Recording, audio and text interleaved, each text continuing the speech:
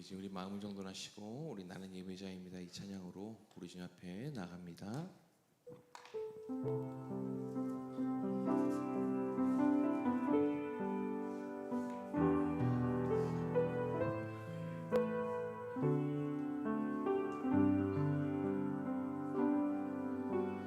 나는 하나님을 예배하는 예배자입니다.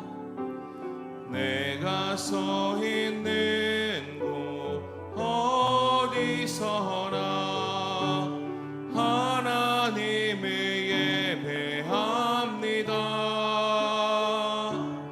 내 영혼 거룩한 은혜를 향하여 내 마음 완전한 하나님 향하여 이곳에서 바로 이 시간 하나님을 예배합니다. 난 하나님을 나는 하나님을 예배하는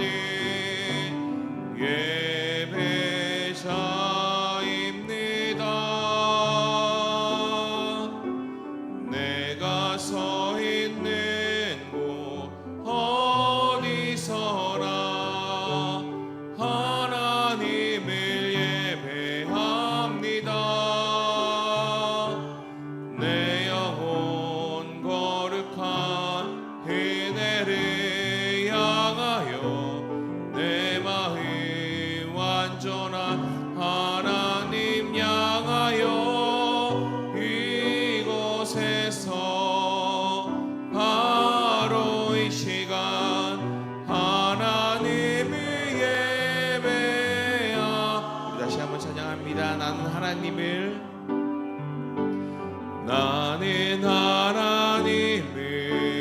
예배하는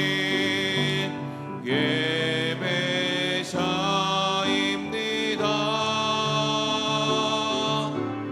내가 서 있는 곳 어디서나 하나님을 예배합니다.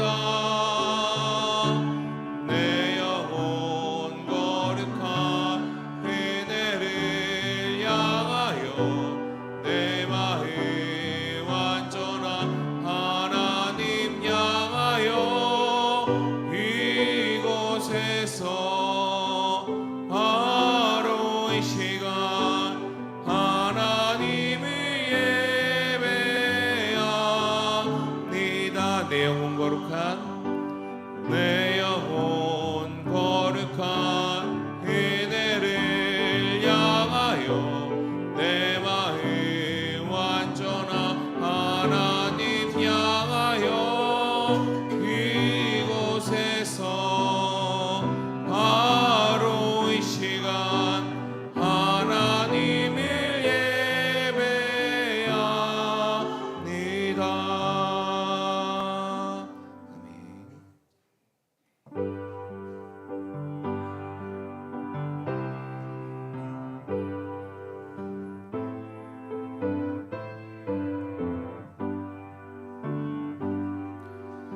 놀랍다 주님의 큰 은혜 우리의 죄를 속하시려 갈보리 십자가 위에서 어린 양 보혈을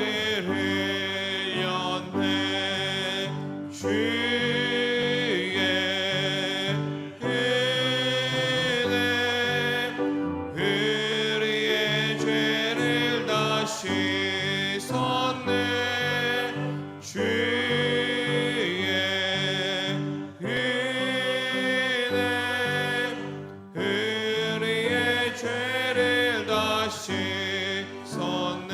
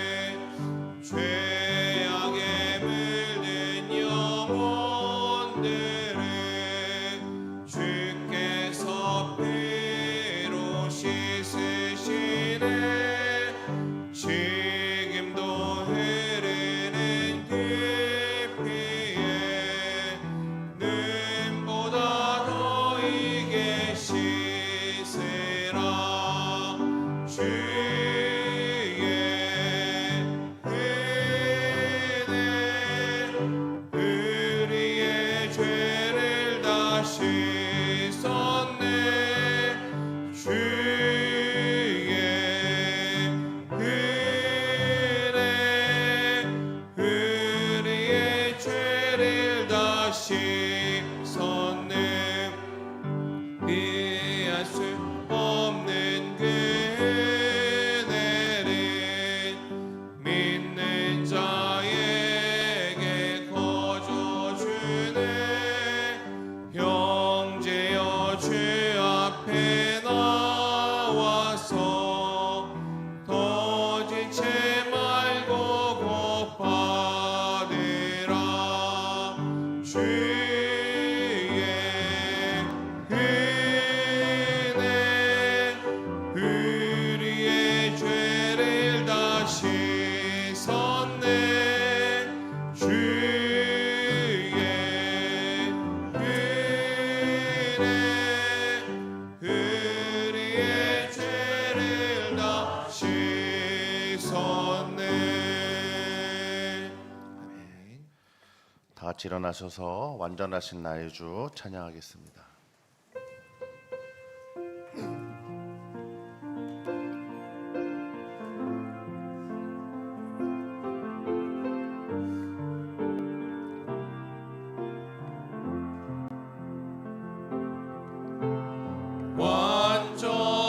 완전하신 나의 주 그의 길로 날 인도하소서 행하신 모든 일 주님의 영광 다 경배합니다.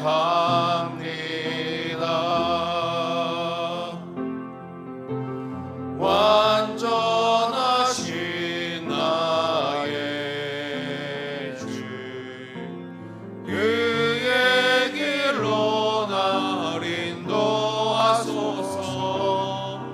행하신 모든 일 주님의 영광 다 경배합니다. 예배합니다. 찬양합니다. 주님만 날 다스리소서 예배합니다. 찬양합니다. 주님 홀로 높임 받으소서 예배합니다. 찬양합니다. 주님만 날 다스리소서 예배합니다. 찬양합니다. 주님 홀로 높임 받으소서.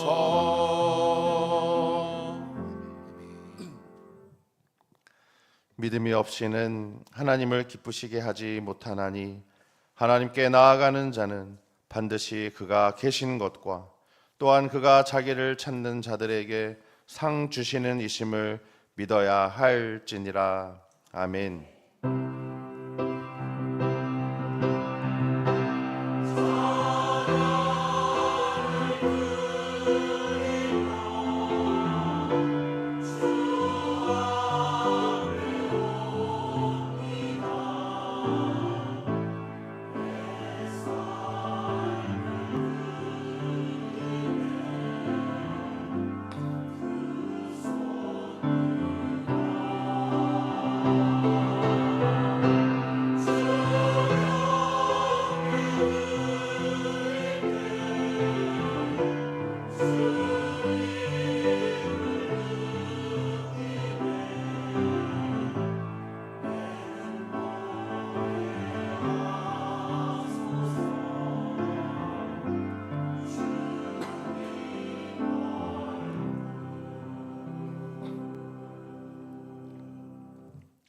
함께 찬송가 12장 찬양하시겠습니다.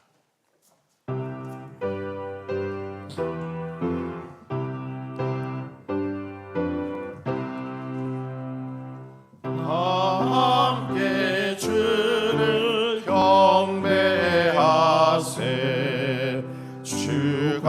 같은 이가 어디 있을까? 주 앞에 찬양을 드리니 주 성령이여 나를 도우사 주 기뻐하실 노래 불러서 그의 이름 찬양하게 하소서. 내 주여 나를 인도하사 아버지 품에 살게 하시오. 주 성령 내 행실 살피사 내 맘과 뜻을 주관하시오. 주 성령 내 맘 열어주시사 참 평화 간직하게 하소서. 주 성령 나를 감화하사 새 노래 나의 맘에 솟으니 참되고 간절한 기도로 다 주께 영광 돌려보내고 주 성령 내 맘 열어주시사 내 주를 찬양하게 하소서. 말할 수 없는 탄식으로 날 위해 친히 간구하시니 주 성령 날 항상 돕나니 이 천한 모든 주의 것이며 주님의 기업 일차임을 나 밝히 알게 하여 주소서.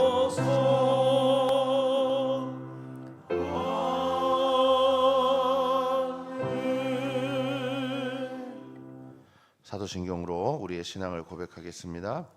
나는 전능하신 아버지 하나님 천지의 창조주를 믿습니다. 나는 그의 유일하신 아들 우리 주 예수 그리스도를 믿습니다. 그는 성령으로 잉태되어 동정녀 마리에게서 나시고 번디와 빌라도에게 고난을 받아 십자가에 못 박혀 죽으시고 사흘 만에 죽은 자 가운데서 다시 살아나셨으며 하늘에 오르시어 전능하신 아버지 하나님 우편에 앉아 계시다가 거기로부터 살아있는 자와 죽은 자를 심판하러 오십니다. 나는 성령을 믿으며 거룩한 공교회와 성도의 교제와 죄를 용서받는 것과 몸의 부활과 영생을 믿습니다. 아멘. 다 함께 자리에 앉으셔서 성시교도 가겠습니다. 교동문 50번입니다.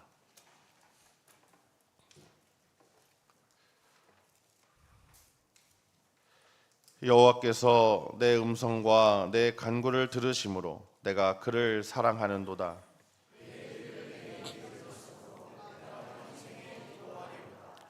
사망의 줄이 나를 두르고 수월의 고통이 내게 이르므로 내가 환난과 슬픔을 만났을 때에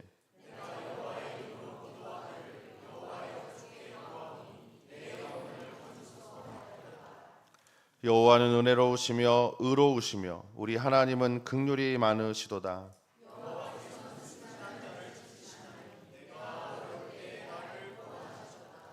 내 영혼아 내 평안함으로 돌아갈지어다.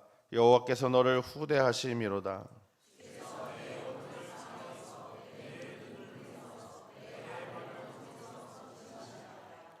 내게 주신 모든 은혜를 내가 여호와께 무엇으로 보답할까? 여호와의 모든 백성 앞에서 나는 나의 서원을 여호와께 갚으리로다.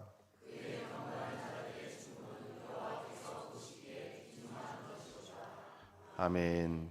한 주간의 죄를 고백하는 참회의 기도하신 후에 최수희 안수 집사님 기도하시겠습니다. 주님 감사합니다.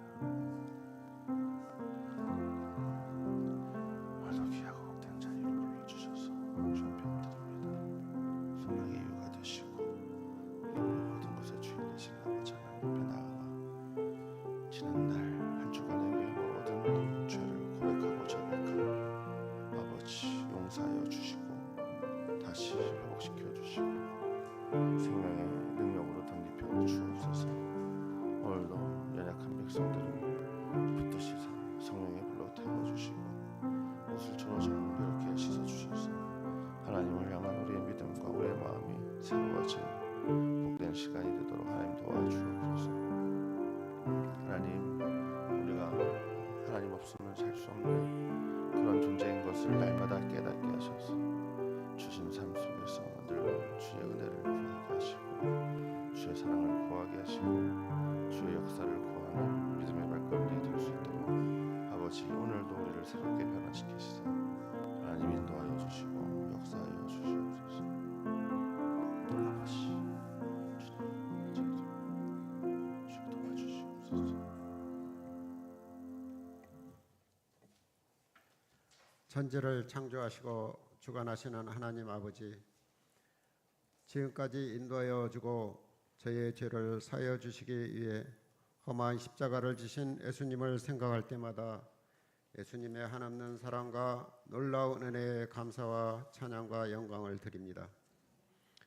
사랑의 하나님, 우리에게 잘못한 자를 용서하지 못한 죄를 고백하오니 용서하여 주시옵소서.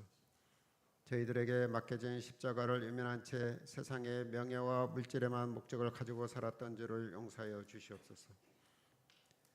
성결한 삶을 살기에 게을렀던 저희를 용서하시고 깨끗한 심령으로 주님의 영광에 대할 수 있도록 정결한 마음을 주시옵소서. 하나님 아버지, 이 시간 세상에서 시달린 우리의 모든 시험들을 예수님의 십자가 밑에 다 내려놓고 주님이 주시는 평화와 안식을 누리는 시간 되게 하옵소서. 세상의 미련한 것들을 택하사 지혜 있는 자들을 부끄럽게 하시고 세상의 약한 것들을 택하사 강한 것들을 부끄럽게 하시는 하나님, 오른손이 하는 일을 왼손이 모르게 선한 일을 행하게 하시고 이름 없이 빚도 없이 감사하며 섬기는 자가 되게 하옵소서. 사랑의 하나님, 우리 교회가 하나님을 기쁘시게 사람을 행복하게 세상을 아름답게 하는 교회 되기를 소망합니다. 우리의 예배와 성김과 삶 속에서 실제로 이루어지게 하옵소서.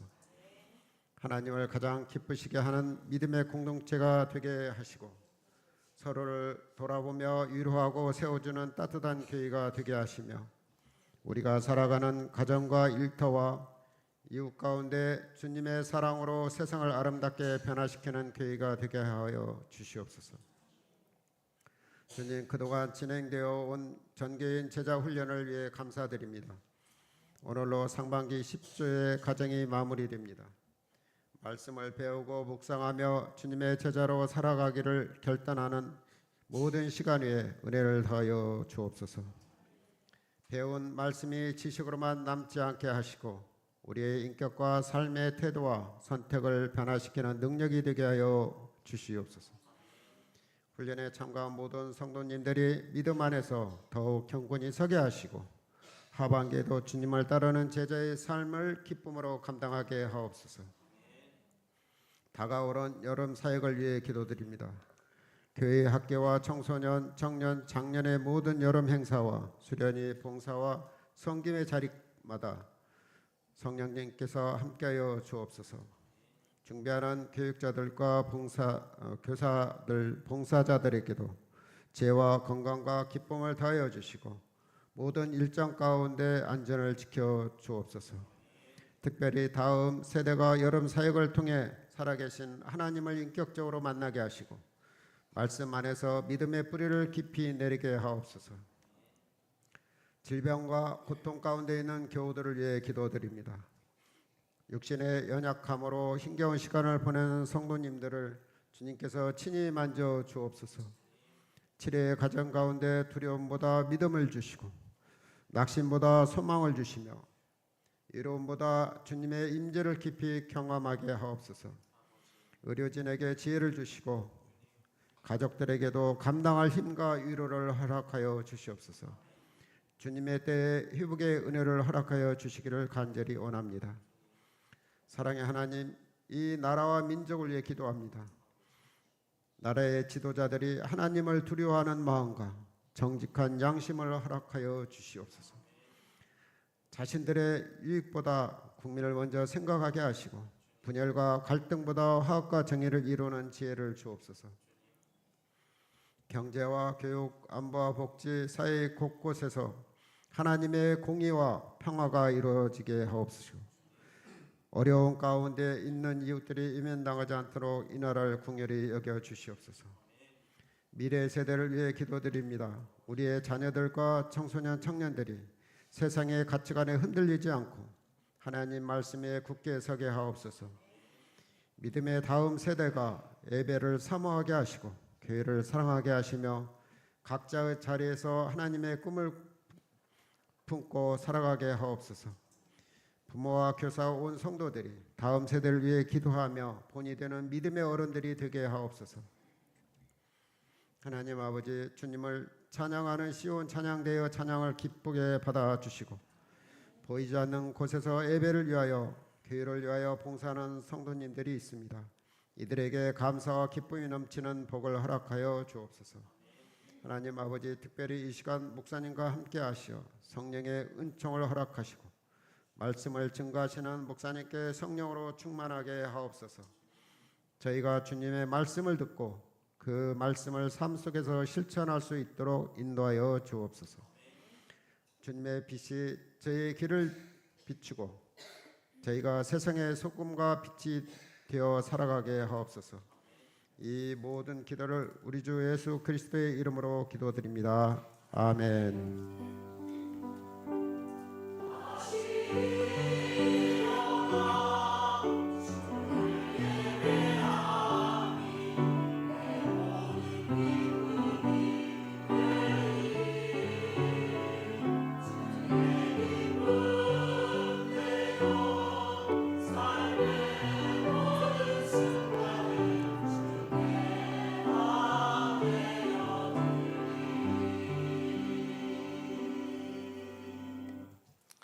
다시 찬송가 210장 찬양하시겠습니다.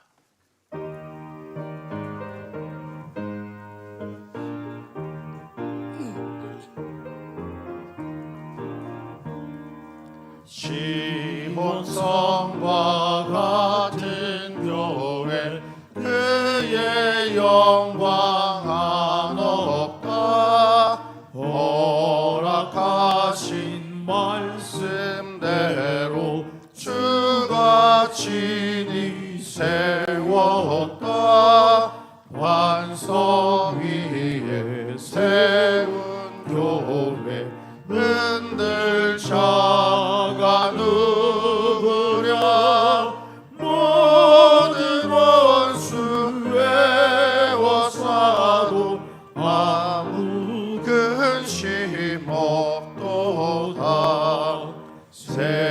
생명샘이 솟아나와 모든 성도 마시니 언제든지 흘러넘쳐 부족함이 없도다 이런 물이 흘러가니 목마를 자 누구랴 주의 은혜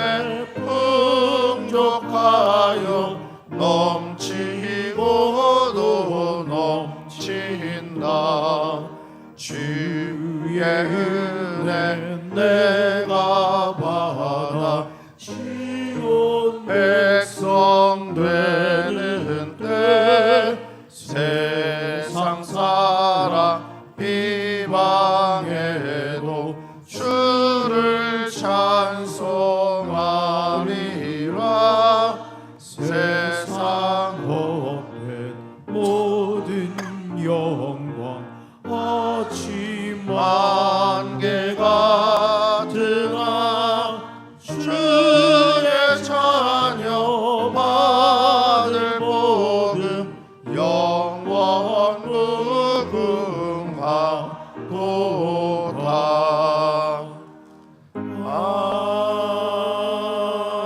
아멘.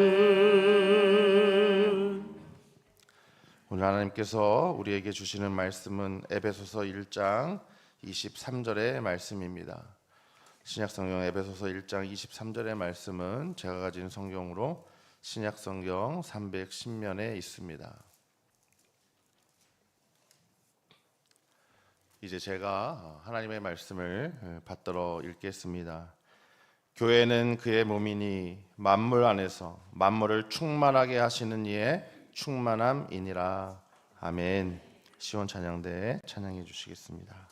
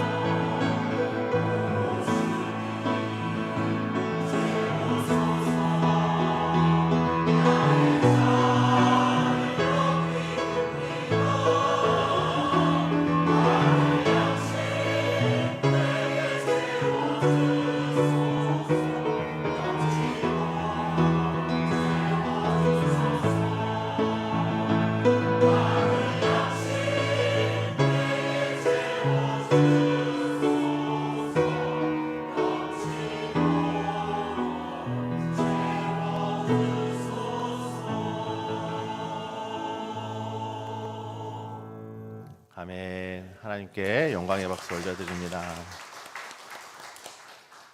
헛되는 것이 아니라 영원한 하늘 양식으로 가득 채움 받는 그런 삶 살아가시기를 다시 한번 축복합니다. 찬양대 얼굴을 보니까 다 채워주신 것 같아요. 함께 인사하겠습니다. 교회는 영적 가정입니다. 주님으로 충만하세요. 어떻게 한 주간 가정에 대한 말씀을 잘 이렇게 소화하셨는지 모르겠습니다. 지난주에 나눴던 말씀 제대로 그 말씀 붙들고 씨름을 하셨다면 아이고 쉽지 않다라고 하는 고백이 아마 있으셨을 것입니다. 여전히 진행형인 과제들이 있음을 발견하셨다면 여러분 잘 가고 계신 것 분명합니다. 사랑받고 있는 죄인이라고 하는 이 기독교적 인간의 정의에는 책임 회피와 책임 전가라고 하는 죄성이 숨겨져 있습니다. 자신이 선택한 것도 후회하거나 책임지려 하지 않는 인간이 선택할 수 없는 주어진 공동체 속에서 100% 그 관계를 잘 해나간다라고 하는 건 어불성설이겠죠. 모든 가정 안에 남모르는 사연과 아픔이 있는 것은 어쩌면 당연한 일입니다. 예수님은 가족의 정의를 새롭게 하셨습니다. 누구든지 하나님의 뜻대로 행하는 자가 내 형제요 자매요 어머니라고 그렇게 말씀하셨습니다. 혈연 가족에서 빚어진 갈등과 그 어려움을 해결할 길을 영적 가족 공동체를 통해 열어주셨습니다. 사람을 행복하게 네 번째 주제는 부름받은 공동체 교회입니다. 자, 여러분 이제 보통 교회라고 할 때 사람들은 무엇을 먼저 연상하나요? 종탑이나 아니면 이렇게 뾰족하게 잘 지어진 십자가 건물을 연상하기 마련이죠. 그러나 여러분 그것은 엄밀히 말하면 교회가 아니죠. 교회당입니다. 예배당이죠. 교회는 건물이나 제도가 아니라 예수 그리스도의 이름을 부르는 성도들의 모임입니다. 교회를 원어로 에클레시아라고 그렇게 말하는데요. 이 말의 뜻은 밖으로부터 부르심을 입은 자들이라고 하는 의미입니다. 즉 하나님의 부름을 받아서 예수 그리스도를 구주로 믿는 사람들의 모인 곳, 그 모임, 이것이 바로 교회라는 거죠. 첫째, 교회는 그래서 하나님의 백성들입니다. 베드로전서 2장 9절에서 10절의 말씀 같이 한번 읽어봅니다. 시작. 그러나 너희는 택하신 족속이요 왕같은 제사장들이요 거룩한 나라요 그의 소유가 된 백성이니 너희가 전에는 백성이 아니더니 이제는 하나님의 백성이요 전에는 긍휼을 얻지 못하였더니 이제는 긍휼을 얻은 자니라. 아멘. 자, 예전에는 하나님의 백성이 아닐 때가 있었다고 얘기하죠. 그러나 이제 예수님을 통해서 구원의 고백을 구원에 감사해야 되는 고백을 하신 분들의 모임은 바로 하나님의 백성이다라고 말씀합니다. 둘째 교회는 그리스도의 몸입니다. 자, 오늘 말씀 에베소서 1장 23절 같이 읽습니다. 교회는 그의 몸이니 만물 안에서 만물을 충만하게 하시는 이의 충만함이니라. 아멘. 교회는 그의 몸, 예수 그리스도의 몸이다라고 말하죠. 자, 세 번째, 성령의 전인 우리가 또 교회입니다. 고린도전서 3장 16절 17절 같이 읽습니다. 시작. 너희는 하나님의 성령이 너희 안에 계시는 것을 알지 못하느냐? 하나님의 성전은 거룩하니 너희도 그러하니라. 아멘. 자, 다 함께 이렇게 한번 따라해 봅니다. 교회 가지 말고 교회가 되세요. 교회가 가지 말고 교회가 되세요. 자, 교회 정의 안에 지금 이렇게 살펴본 정의 안에 여러분 누가 계세요? 삼위일체 하나님이 계시죠. 성부, 성자, 성령 하나님이 다 이 교회의 정의 안에 계세요. 결국 창조와 구속과 재창조의 사역을 무엇을 통해서요? 누구를 통해서요? 교회를 통해서 하신다라는 거죠. 그래서 교회는 하나님 나라, 즉 천국의 작은 모형입니다. 예수님이 전하신 그 놀라운 하나님 나라를 이 땅에서 맛보게 하는 곳, 그것이 바로 교회인 것이죠. 그리고 나와 함께 누군가를 그 하나님의 나라로 또 초대하고, 나만 누리면 안 되잖아요, 이 좋은 것을. 그러니 누군가를 또 초대하고 또 누군가를 하나님 나라 백성이 되도록 그렇게 인도하는 일을 감당해야 하는 거죠. 자, 그렇다면 교회의 시작 근원은 어디에 있을까요? 예수님의 탄생이 하나님 나라의 시작을 의미했던 것처럼 성령 강림 사건은 교회의 공식적인 시작을 뜻한다라고 했습니다. 교회는 부활 이후에 성령을 받은 제자들을 통해서 시작되었다라고 하는 것을 우리는 사도행전을 통해서 살펴보았었죠. 교회는 예수님이 전한 그 하나님의 나라를, 예수님의 전 생애를 통해 이루어진 그 이야기를 배우고 전하고 알아가는 곳이어야 합니다. 그래서 예수님이 주인공이셔야 돼요. 언제나 예수님이 주인공이십니다. 예수님 없이는 설명할 수 없는 곳, 예수님의 이야기로 가득한 곳이 바로 교회입니다. 교회력이라고 있죠. 교회 달력. 교회력 역시도 그 예수님의 생애를 중심으로 이루어진 이유가 여기에 있는 거죠. 기독교 역사에서 381년 교회는 니케아 콘스탄티노플 신조를 통해서 이런 공통의 고백을 했습니다. 우리는 하나이고 거룩하고 보편적이고 사도적인 교회를 믿습니다 라고 하는 이 공통의 고백을 이 공의회를 통해서 다 같이 모여서 이런 고백을 했어요. 그래서 교회에는 이 네 가지의 특성이, 기본적인 특성이 다 담겨져 있습니다. 첫째, 교회는 하나여야 합니다. 교회의 단일성을 말하죠. 모든 교회는 유일한 토대이신 예수 그리스도 위에 기초를 세우고 세움을 받은 공동체입니다. 앞에서 우리는 교회를 예수님을 그 머리로 받아들이고 따르는 사람들의 모임이다 라고 정의했죠. 오늘날 우리는 그 안에 다양한 교회나 교파가 존재하는 모습을 발견하게 됩니다. 그 교회들이 십자가 복음의 순수성을 잃지 않는다면 그 교회들은 모두 하나인, 예수님을 머리로 한 그 하나인 교회에 속한 여러 부분이 되는 것이죠. 따라서 교회들이 외견상 서로 갈라져 있다라고 해도 무슨 교 뭐 이렇게 다양한 교파가들이 있죠. 그렇게 갈라져 있다라고 해도 예수 그리스도께 속한 교회가 하나라고 하는 그 사실이 부인되지는 않습니다. 한 분 하나님 아래 한 집안에 여러분 여러 형제들이 있다 이렇게 생각하시면 돼요. 그런데 문제는 그 형제들이 사이가 좋아야 되는 거죠. 사이가 안 좋은 게 이제 문제인 거죠. 그게 사실은 그 형제들이 사이가 좋고 여럿이 있으면 어떻게 돼요? 더 풍성한 것을 누리고 나눌 수가 있게 되는 거죠. 그래서 우리는 교회의 하나됨을 그리스도 예수의 머리된 그 일치성 위에 놓여져 있는 다양성 이렇게 이해해야 하겠습니다. 그런데 근래 들어서 이제 기독교가 쇠퇴하고 정체가 점점 더 심해지면서 많은 교회들이 이제 교리적 차이와 다른 점보다 우리가 서로 같은 것이 무엇이었지, 서로의 공통점에 대해서 더 관심을 갖기 시작했어요. 더 소중하고 더 그것이 중요하구나라고 하는 것을 이해하기 시작했습니다. 복음의 본질적인 요점에 관해서 일치된 자세를 취하면서도 비본질적인 사안들에 대해서는 서로 의견을 달리할 수 있다는 것을 인정하기 시작했다는 거죠. 우리는 작년에 사도행전 15장의 귀한 그 말씀을 통해서 예루살렘 공의회를 통해서 이것을 함께 배운 적이 있습니다. 이제 차이에 집중하는 것이 아니라 뭐에 집중하자고요? 공통점이 무엇이냐? 우리가 왜 하나인가에 대한 것에 더 집중하는 그런 때가 되었다는 뜻이겠죠. 에베소서 4장 4절에서 6절의 말씀 같이 한번 읽습니다. 시작. 몸이 하나요.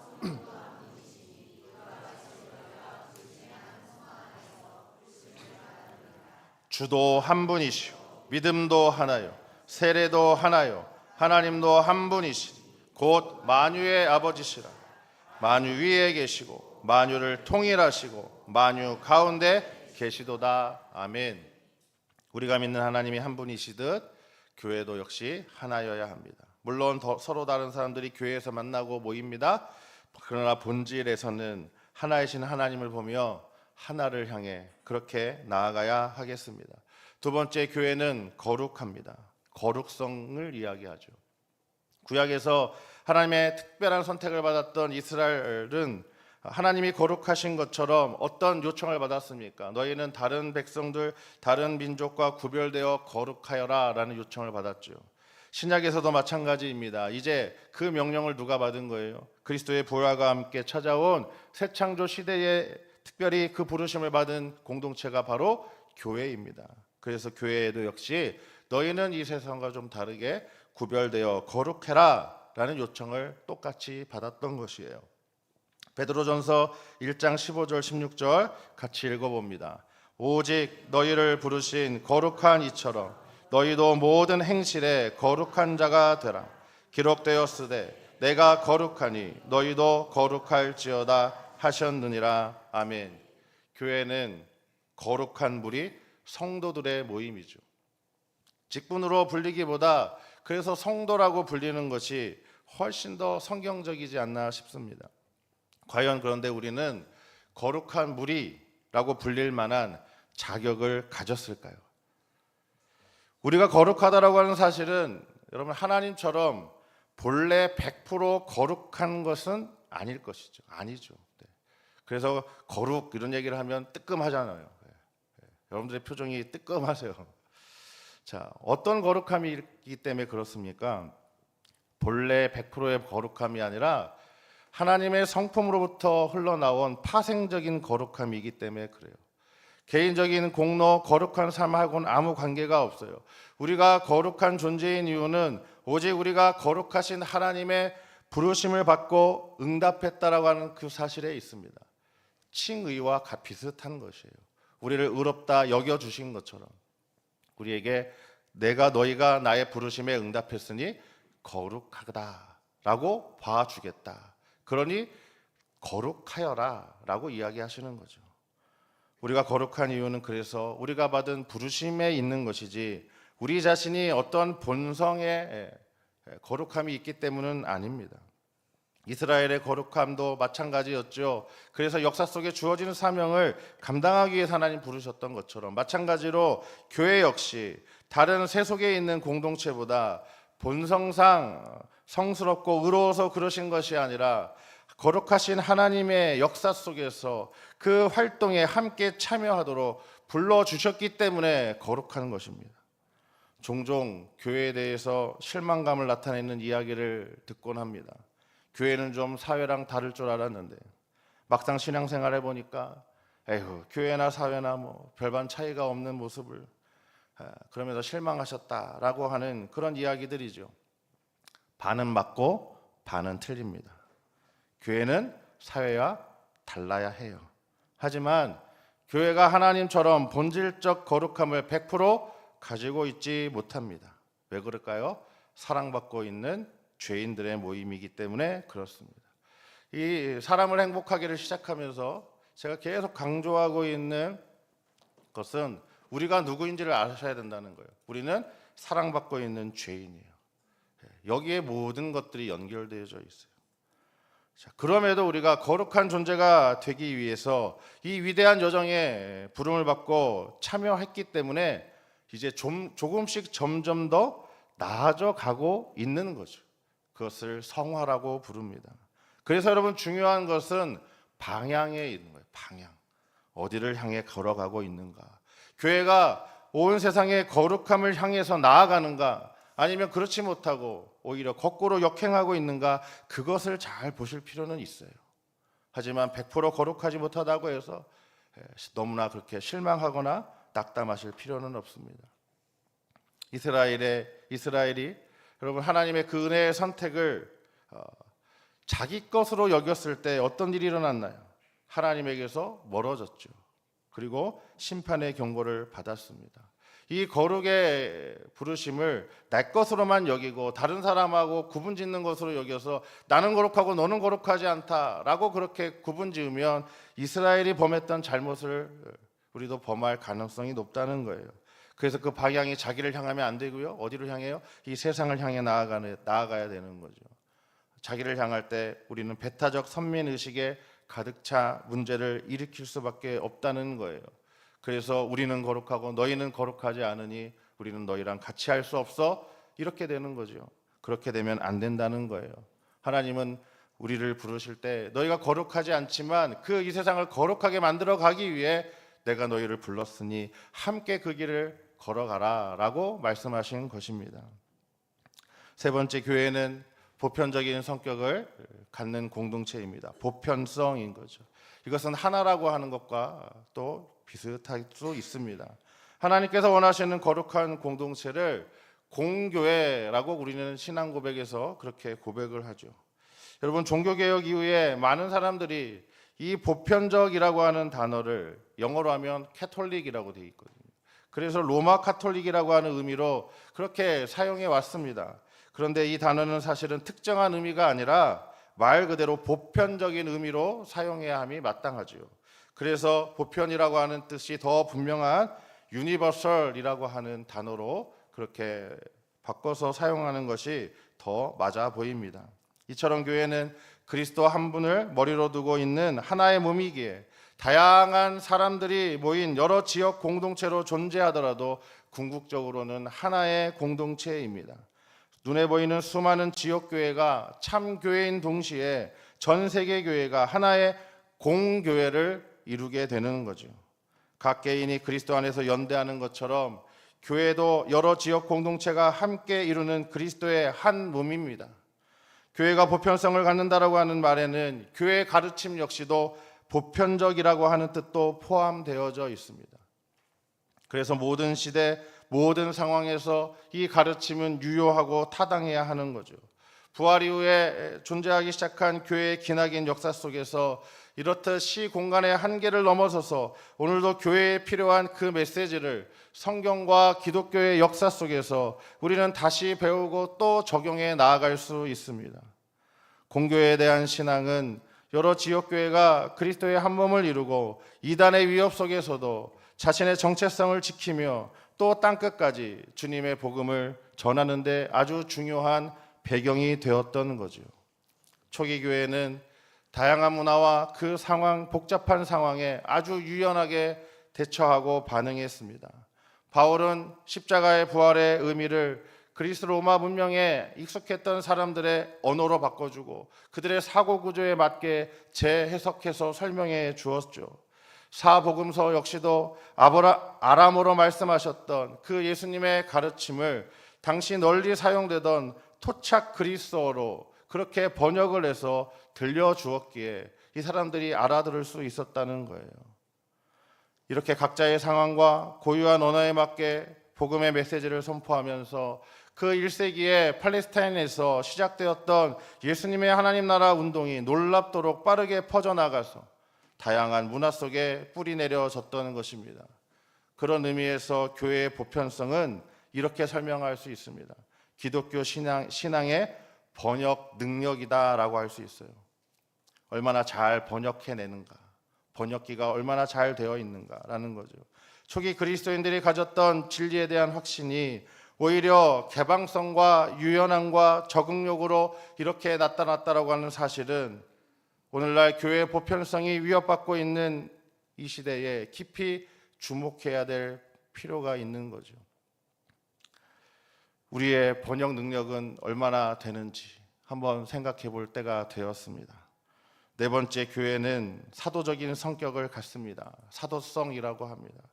교회는 첫 사도들의 신앙을 변함없이 따르는 동시에 그 사도들에게 위임되었던 대위임령, 우리가 잘 아는 마태복음 28장 마지막에 나오는 모든 민족을 제자 삼아라, 세례를 베풀고 내가 너에게 분부한 모든 것을 가르쳐 지키게 하라라고 하는 이 명령을 기꺼이 자신의 사명으로 받아들여야 합니다.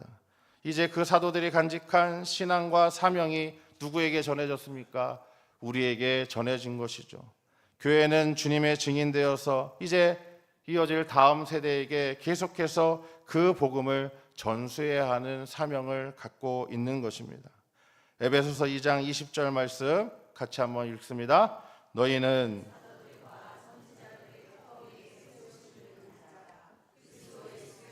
친히 모퉁이 돌이 되셨느니라. 아멘. 사도들과 선지자들의 터 위에 세움받은 곳이 교회다라고 말씀하고 있어요.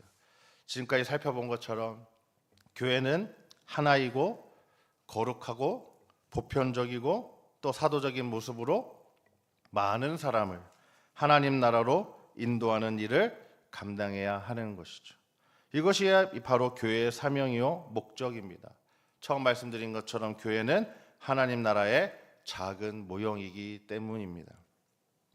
교회는 이렇듯 역사 속에서 인류에게 희망을 주며 이렇게 여기까지 많은 사람들을 구원해내는 귀한 역할들을 감당했습니다. 하지만 또 반대로 그 이면에는 절망을 갖게 하는 사건의 주역이 된 적도 적지 않습니다. 교회의 양면성이 있는 거죠. 이러한 양면성은 역사 속에서뿐만 아니라 현재 우리 사회 속에서도 똑같이 발생하고 있습니다. 그럼에도 교회가 세상에 세워져야 할 이유가, 그리고 교회가 이 세상의 희망이라고 하는 이 사실을 우리는 어떻게 주장해낼 수 있고 그 근거를 어디에서 찾을 수 있을까요? 그것은 우리가 경험하는 교회가 아니라 우리가 신앙하는 교회로부터 찾을 수 있습니다. 현실에서 경험하는 교회는 때로는 세상으로부터 조롱과 비난의 대상이 되기도 하고 또 그럴 만한 잘못도 저지르기도 합니다. 하지만 교회를 향한 하나님의 약속을 우리는 신앙하는 교회로부터 그 하나님 나라의 실현과 세상을 바꿔낸 그 능력으로 희망해낼 수 있습니다. 바울은 이 교회의 양면성을 이렇게 표현했어요. 질그릇 안에 담긴 보배라고 하는 말로 표현했습니다. 고린도후서 4장 7절입니다. 같이 천천히 한번 읽어봅니다.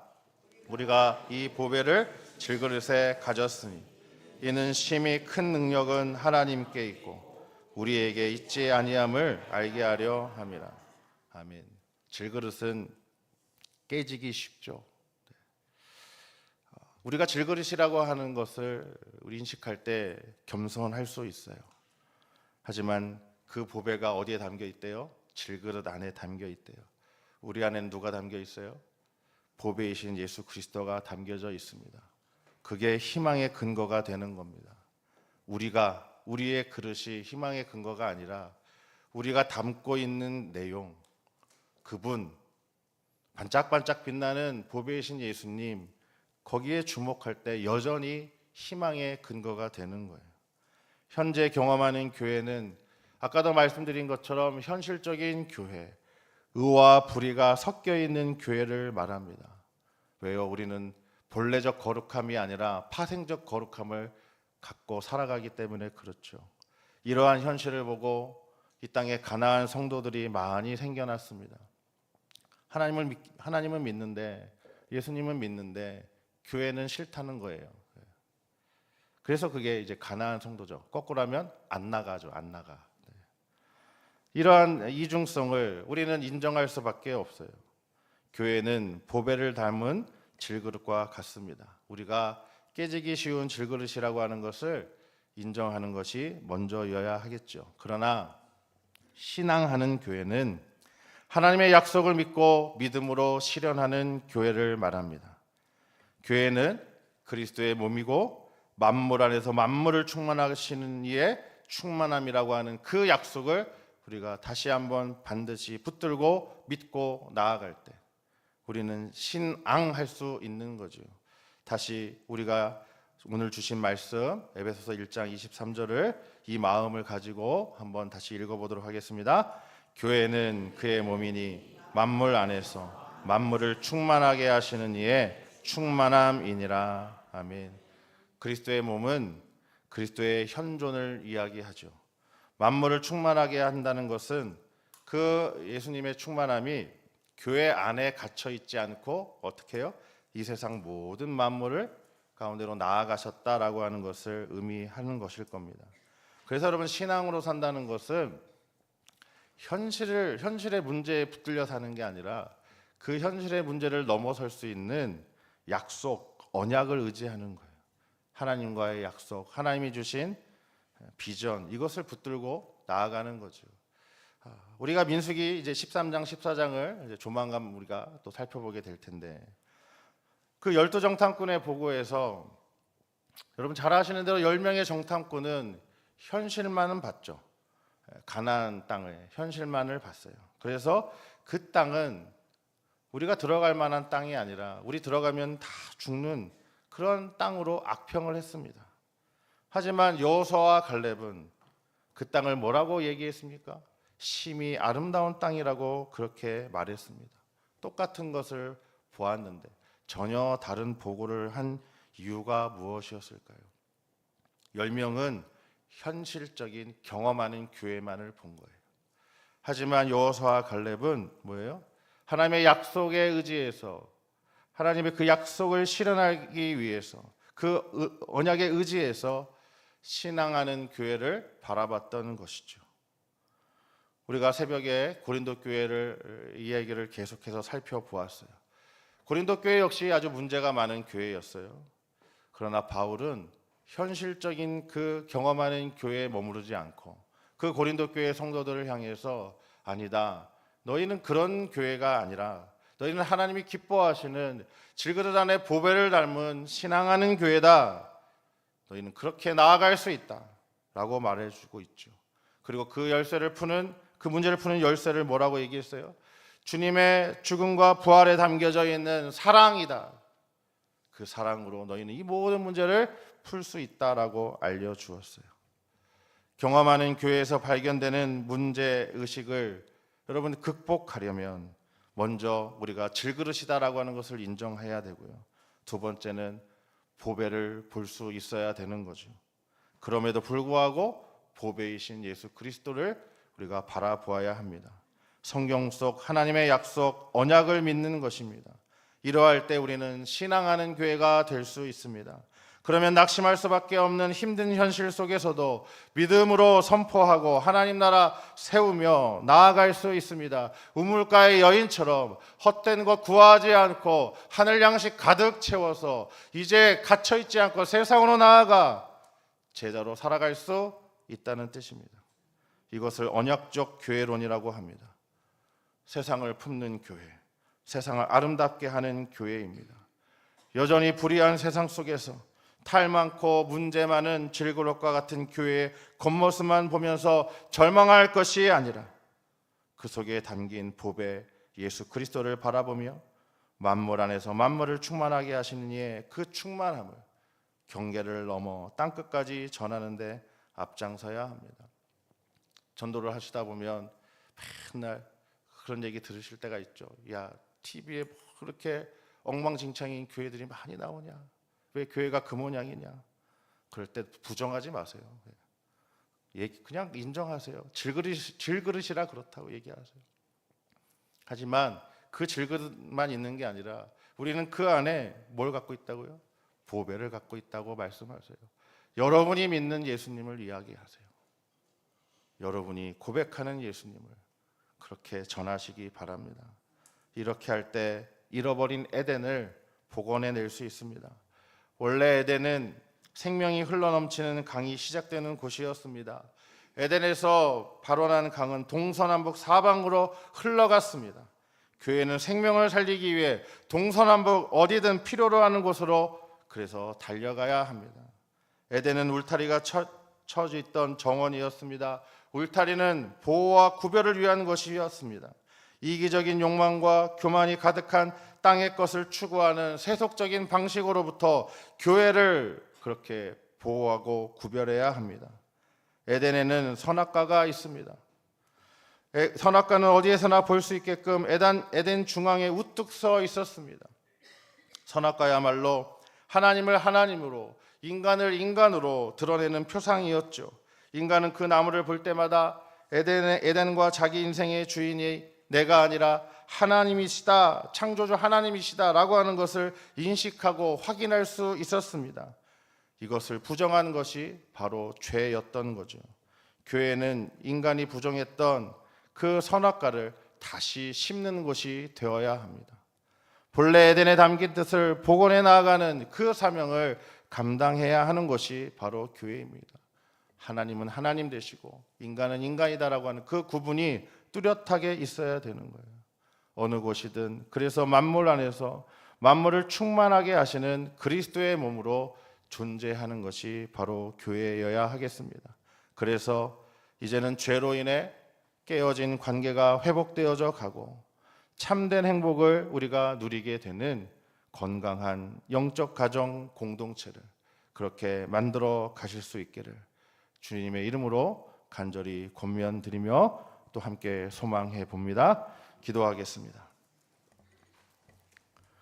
모든 교회의 머리 되신 주님, 교회를 주님의 몸으로 삼으셔서 온 세상을 향한 구원의 계획을 이루어 가시니 감사합니다. 교회의 하나됨과 거룩함과 보편성과 사도성을 통해 하나님 나라로 인도하는 사명과 목적 감당하게 하옵소서. 경험하는 교회의 이중성을 극복하고 신실한 약속에 의지하여 질그릇 안에 있는 보배를 온전히 나타내는 신앙 아는 교회 되게 하옵소서. 예수님의 이름으로 기도하옵나이다. 아멘. 다 함께 찬송가 50장 2절 찬양하며 봉헌하겠습니다.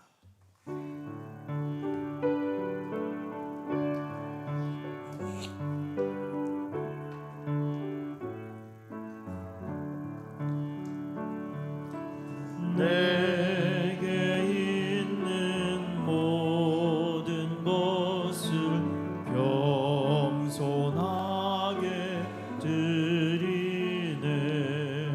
세상 욕심 멀리하니 나를 받아 주소서. 주께 드리네. 주께 드리네.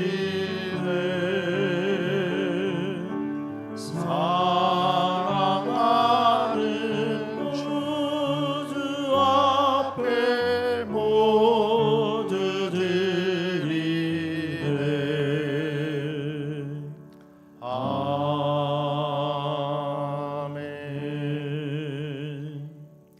사랑의 하나님, 마음을 다해 주께 하듯하며 가정을 돌보게 하시니 감사합니다. 이 시간 모든 것의 주인 되신 하나님 바라보며 기쁨과 감사를 담아 예물 드립니다.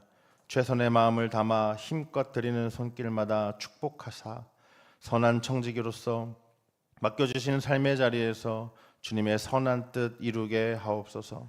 거룩한 예물에 담긴 기도와 헌신의 고백과 다짐도 기쁘게 받아 주시옵소서.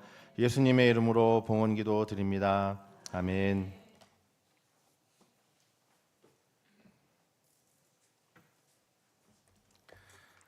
교회 소식 전해드리겠습니다. 이제 이번 주 중에 우리 주중사역과 모임, 중보기도회 믿음교구 금요 사랑방 모임, 복음전도대 모임 상반기 종강하도록 하겠습니다. 또 방학 동안에 잘 충전하시고 또 하반기에도 힘차게 사역 감당하시기를 부탁을 드립니다. 남선교 연합회 헌신예배 다음 주일 오후 찬양 예배 시에 있겠고요. 실전 AI 교육, 오늘 우리 기도해 주신 최수희 안수집사님께서 또 AI 전문가셔서 또 우리 교회 교우들을 위해서 귀한 강의를 또 해주시기로 하셨습니다. 다음 주에 오후 찬양 예배 후에 로뎀실에서 있겠습니다. 여러분 관심 가지신 분들은 다 오셔서 함께 실습하면서 또 이 시대를 또 잘 또 이해할 수 있는 교육 잘 받으시기를 부탁을 드립니다. 하반기 그리고 여름 사역을 위한 저녁 기도회 7월 1일부터 3일까지 수요일부터 금요일까지 진행될 예정입니다. 우리 상반기 제자 훈련 이번 주간 오늘부터 이번 주간에 종강하게 됩니다. 또 방학을 잘 보내시고 8월 30일에 하반기 또 10주 그렇게 시작하도록 하겠습니다. 또 사랑방 섬김이 전체 모임 7월 1일 수요일 또 기도회 후에 갖도록 하겠습니다. 다음 주일에 주보에 또 광고해 드릴 텐데요. 먼저 구두로 말씀을 드립니다. 슬픔 당한 가정이 있습니다. 우리 박초려 권사님 부친상 또 주중에 당하셔서 장례를 잘 은혜 가운데 마치셨고요. 또 감사함으로 점심에 떡을 준비해 주셨습니다. 그리고 또 우리 김종선 명예 집사님 금요일 밤에 갑자기 하나님 부르심을 받으셔서 또 오늘 아마 발인을 하셨을 겁니다. 어제 입관 예배 드리고 왔는데요. 또 이 가정 위해서도 기도해 주시면 감사하겠습니다. 또 기쁜 소식입니다. 우리 정성섭 안수 집사님, 문희 권사님 장남 되시는 우리 정기태 형제 27일 토요일 오후 3시에 서울 웨딩타워 2층에서 또 결혼 예식 올립니다.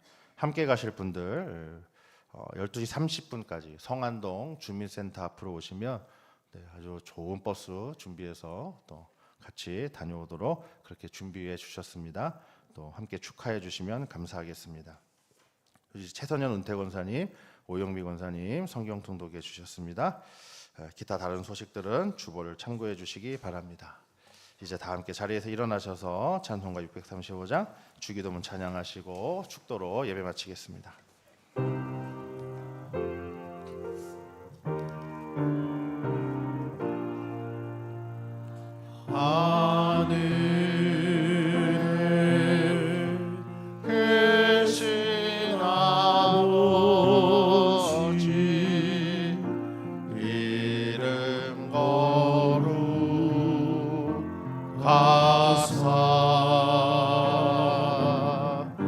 주님 나라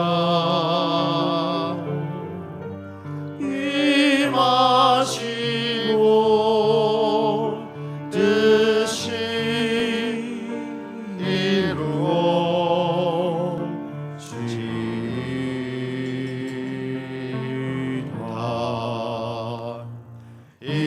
일용할 양식 주시고 우리들의 큰 죄 다 용서하옵시고 또 시험에 들게 마시고 악에서 구원하소서. 대개 주의 나라 주의 권세 주의 영광 영원히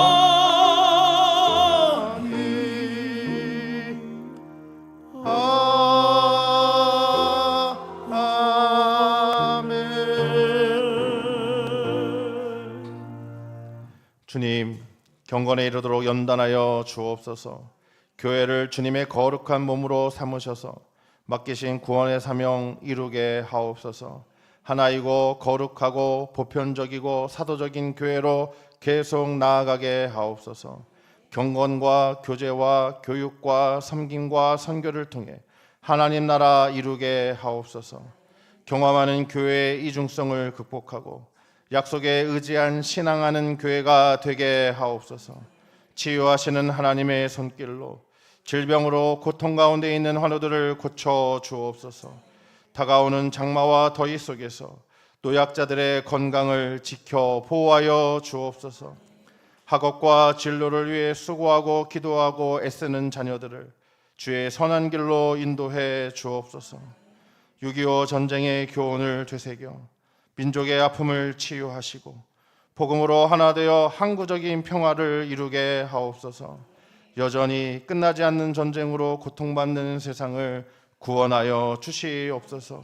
하나님을 기쁘시게 사람을 행복하게 세상을 아름답게 만드는 교회 되게 하여 주시옵소서.